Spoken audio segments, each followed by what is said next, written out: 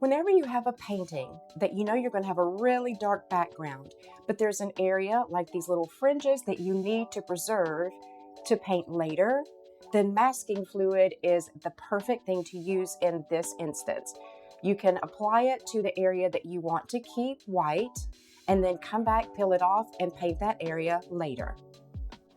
The brand of masking fluid that I prefer is called Holbein. I've used it forever. It's got a blue tint to it. It allows me to know exactly where I'm putting it on my paper. I've never had any issues with it at all. I love it because it's blue. That way I can tell exactly, like I said, where I'm putting it on my paper. Now what I usually do is just take a little amount, and here I just have a soda bottle top. I'll put some in there. That should be enough for me to get done what I want to get done on this painting as far as preserving the whites. So I'll just pour a little bit in there, replace the lid on the bottle, and I am ready to mask. There's lots of different tools you can use to apply your masking fluid to your paper. I'm going to use a brush today. Now, if you decide to use a brush, just buy something cheap, inexpensive, something that's like $1 or $2. The reason why is because masking fluid will turn into a latex type substance. If you're not careful and you don't keep those bristles clean, it will set up and harden in your bristles and ruin your brush. You can also use a silicone brush or a rubber brush, whatever you want to call it. It just has a little silicone tip. A stylus is a perfect thing to use as well, especially for little bitty dots or something like that you want to get in. And then there is the ruling pen. A ruling pen is got two little blades on it. This one I'm able to open, and that makes it so much easier to clean. And then there's a little screw on the top. Depending on which way you turn it, it'll make the blades either closer together or further apart. And this will determine how much of your masking fluid is allowed to come out of that ruling pen. When I'm using masking fluid, I like to keep the little container that I have it in really close by. It just makes it so much easier just to have it right there to dip your brush in, or whatever it is you're using to apply the fluid to your paper. I really do love the fact that this masking fluid is blue. You can see it's so easy to tell where you're putting it on. The thing that you want to remember is when you're using masking fluid, if you're using a paper that is rough or cold pressed, your paper is going to have a texture to it.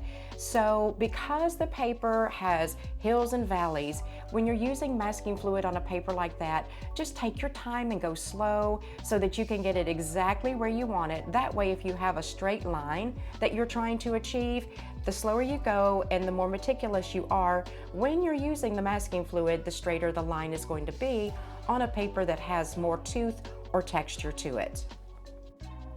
This is what my drawing looks like once I've got all the masking fluid applied and it is dried. Now for me, it took about 10 to 15 minutes for the masking fluid to thoroughly dry and be ready for me to paint on top of. One of the ways, at least with Holbein, that you can tell that your masking fluid is dry is when you apply it, it's a light blue, it's opaque, you can't see through it. Once it's dry, the color goes from a lighter blue to a slightly darker blue, and it becomes translucent and you can see through it. This really kind of allows you the opportunity to see if there's any places that you might have missed where you want masking fluid, and then you can go back and put a little dab here or there if you need to. So this is how it should look after the masking fluid is dry and ready to be painted on, which this is going to have a black background. It'll be gorgeous.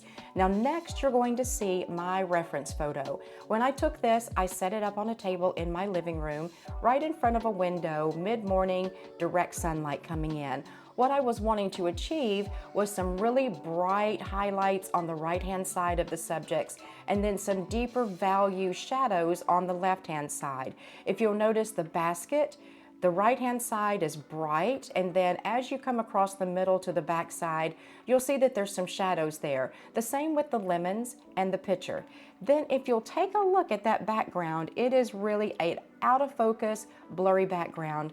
So many people have said they want to learn how to do this. So I chose this background because it's really simple, especially for those of you who want to learn how to do a blurred background and you've never done one before.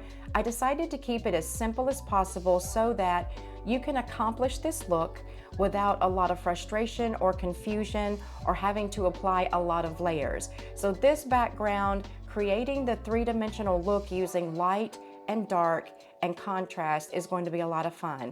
The painting is in process. Today is April the 18th of 2024. Should be done in just a few days. I hope that you'll visit my website and that this is a tutorial that you will join me in painting. Have a great day, and I hope to see you soon.